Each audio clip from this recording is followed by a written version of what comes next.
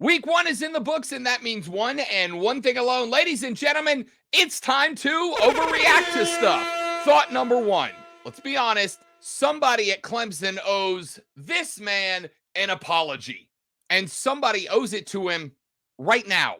And maybe I'm one of those people. You see, I thought that DJ Uiagalelei failed at Clemson because his daddy, Big Dave, and Dabo Swinney gave him a big head before he actually, played football. I thought that they created a mindset in DJ's head that all he had to do was strap on that Tiger Paw helmet and he was going to be a Heisman Trophy finalist. But it turns out perhaps, it's him.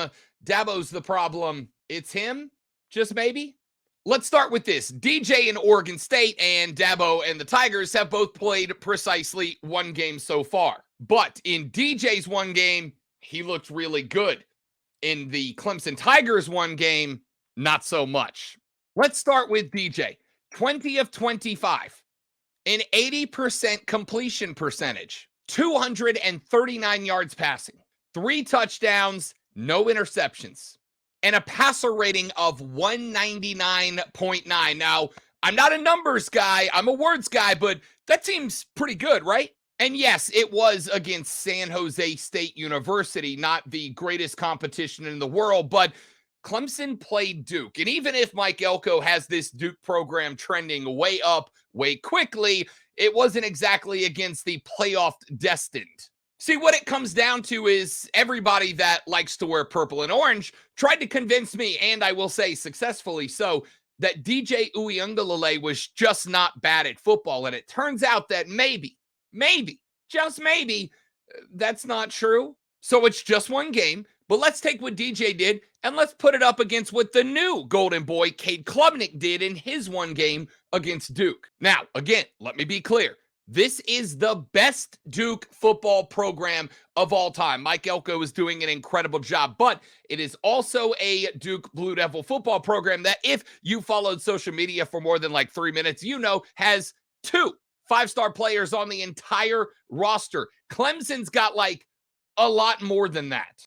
In that game, Cade Klubnik went 27 of 43 for 209 yards, 1 touchdown, and 1 interception. And he finished with a passer rating of 106, which again, not a math guy, but I believe that is lower than 199.9. And let's give Cade the credit. He did all of that within an offense that, despite hiring Garrett Riley, the most sought-after offensive coordinator of the last coaching hiring circle, an offense that had zero verticality at all. They did not set Cade Klubnik up to succeed. So while DJ was throwing down the field like a lot, in the first half of that game against Duke, Cade Klubnik averaged less than 4.6 yards per attempt. It certainly wasn't an awful showing, but it was far from what DJ Uiagalelei accomplished in one off season with his new Oregon State Beaver football team. Now, Clemson does not have the pure skill talent at the wide receiver position and in the backfield that they used to have on some of the better championship caliber football teams. But you certainly cannot argue that DJ Uiagalelei has more talent surrounding him at Oregon State. So that argument's off the table. So not only do Clemson fans owe DJ Uiagalelei an apology, but they're about to have to take a very difficult look in the mirror. Why? Because last year, we know Garrett Riley at TCU loved to let Max Duggan go deep. And this year, for some reason, that didn't happen. We know Garrett Riley likes to do it. We've seen his offense do it before, which means that there's only one reason that they wouldn't be doing that. It's either A, Clemson doesn't have the talent to go deep anymore, which seems like a Dabo recruiting problem, or they just refuse to do it, which seems like a Dabo coaching decision. So let's call it what it is. Either Dabo Swinney has lacked the ability because of his refusal to engage in NIL and transfer portal, the way college football works in 2023, and that blue chip talent just isn't coming to Clemson anymore, or he went and hired the most prolific offensive coordinator available last season and then decided he does not trust him to do what that guy did last year en route to, taking TCU to a national championship appearance.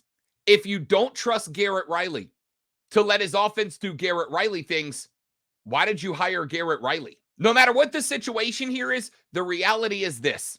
It falls squarely on Dabo Swinney. And he is going to have to answer for all of what's going on at Clemson. And he's going to have to answer questions that got asked by a few last offseason, a few that we all laughed at and said, you need to calm down. But they were all asking questions that today look very, very justified. Again, hey, it's week 1, but week 1 seemed enough to take the Clemson Tigers out of the playoff picture. What's your overreaction? Leave them in the comments below, and maybe I'll do a video on your thoughts next. Thanks for watching, and if you want more, remember you can follow me across all the social media at The Rob Brown Show, or you can listen to The Rob Brown Show weekdays from 9 to noon Eastern on thefanupstate.com or on demand by finding The Rob Brown Show wherever you find your podcast.